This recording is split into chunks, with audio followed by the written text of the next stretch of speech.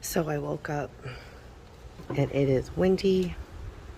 Looks like some showers at least. And I'm worried about some of my cactus I put out here.